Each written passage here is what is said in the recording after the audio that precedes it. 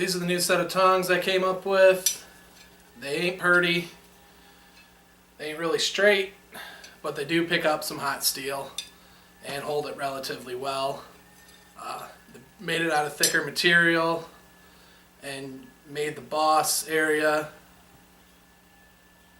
a little bit thicker and used a smaller rivet, so hopefully I don't snap off in here like I did on the pair of rebar tongs I made. Hopefully they last a lot longer. Thanks for watching. Bye.